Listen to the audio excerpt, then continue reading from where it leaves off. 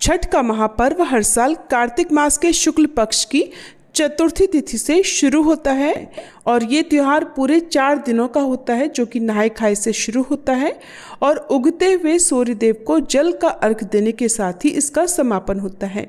ऐसी मान्यता है कि छठी मैया को कुछ चीजें चढ़ाने से महिलाओं को अखंड सौभाग्य की प्राप्ति हो सकती है। पौराणिक मान्यताओं के अनुसार छठी मैया को चावल, चने, सिंदूर, मिठाई, 7 प्रकार के फल, गुड़, घी का ठेकुआ और श्रृंगार की सामग्री जरूर चढ़ानी चाहिए। ऐसा करने से छठी मैया प्रसन्न होती हैं और उनका आशीर्वाद भी मिलता है। साथ ही पति की लंबी आयु और अखंड सौभाग्य का वरदान भी प्राप्त होता है। छठ पर्व के पहले दिन महिलाएं नदी में स्नान करती हैं और सात्विक भोजन करती हैं। मान्यता है कि ऐसा करने से व्रत की शक्ति प्राप्त होती है। नहाय खाए के अगले दिन खरना होता है। खरना के दिन शाम के समय महिलाएं रोटी और गुड़ की खीर बनाती हैं। प्रसाद का भोग लगाने के बाद उसे स्वयं ग्रहण करती हैं और पूरे परिवारजनों को भी बांटती हैं। और खरना के दिन से ही 36 घंटे का निर्जला कठिन व्रत शुरू हो जाता है। खरना के अगले दिन डूबते हुए सूर्य देव को अर्घ दिया जाता है और इस दिन व्रती महिलाएं अपने पूरे परिवार के साथ घाट पर जाती हैं और नदी जल में खड़े होकर सूर्य देव को जल अर्पित करती हैं। साथ ही घाट पर बैठकर महिलाएं छठी मैया के गीत गाती हैं और विधि विधान से छठी मैया की पूजा करती हैं। इसके अगले दिन यानी छठ पर्व के अंतिम दिन महिलाएं सुबह सुबह अपने परिवार के साथ फिर से घाट पर जाती है और उगते हुए सूर्यदेव को यानी उषा काल अर्घ दिया जाता है और इसी के साथ छठ के कठिन व्रत का समापन हो जाता है और व्रती महिलाएं जल और प्रसाद ग्रहण करके अपने व्रत का पारणा करती हैं। हिंदू पंचांग के अनुसार इस बार छठ का पर्व 27 अक्टूबर सोमवार को मनाया जाएगा और षष्ठी तिथि प्रारंभ होगी 27 अक्टूबर को सुबह 6:04 से और षष्ठी तिथि का समापन होगा 28 अक्टूबर को सुबह 7:59 पर। छठ के व्रत में महिलाएं और पुरुष निर्जला व्रत रखते हैं और इस व्रत में नहाय खाए वाले दिन पहले सूर्योदय से पहले उठकर स्नान किया जाता है।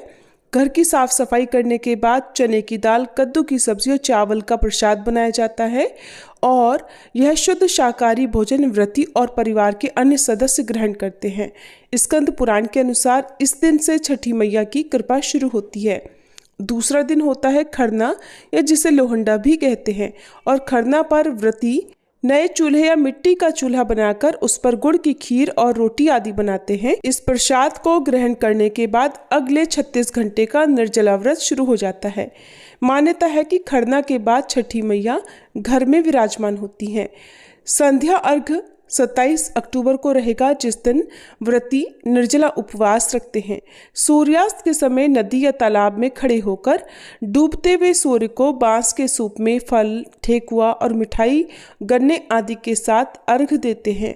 छठ पर्व के अंतिम दिन यानी उषा अर्घ वाले दिन सूर्योदय से पहले ही नदी किनारे उदयागामी सूर्य को अर्घ दिया जाता है, जिसमें किसी पवित्र नदी या तालाब में कमर तक पानी में खड़े होकर सूर्य देव को अर्घ देने के बाद 7 या 11 परिक्रमा करने के बाद व्रती प्रसाद ग्रहण करके अपना व्रत खोलते हैं और ये दिन संतान और समृद्धि की कामना को पूर्ण करता है।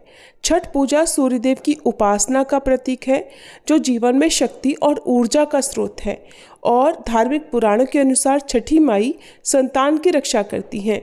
इसलिए इस दिन भक्तों को श्रद्धा पूर्वक छठी माई का ये व्रत करना चाहिए। एक बार फिर से ध्यान रखिएगा, 25 अक्टूबर शनिवार को नहाय खाए किया जाएगा, जिस दिन सूर्योदय होगा सुबह 6:28 पर और सूर्यास्त का समय शाम 5:42 रहेगा। छठ पर्व का दूसरा दिन रहेगा खरना, जिसे लोहंडा भी कहते हैं, 26 अक्टूबर रविवार को और इस दिन सूर्योदय होगा सुबह 6:29 पर, सूर्यास्त होगा शाम 5:41 पर। छठ का तीसरा दिन रहेगा 27 अक्टूबर सोमवार को, जिस दिन संध्या अर्घ दिया जाएगा और इस दिन सूर्योदय होगा सुबह 6:30 पर और सूर्यास्त का समय शाम 5:40 रहेगा। छठ पूजा का चौथा और अंतिम दिन रहेगा 28 अक्टूबर मंगलवार को, जिस दिन उषा काल अर्घ दिया जाएगा और व्रत का पारण किया जाएगा। इस दिन सूर्योदय होगा सुबह 6:30 पर और सूर्यास्त का समय रहेगा शाम 5:39 पर।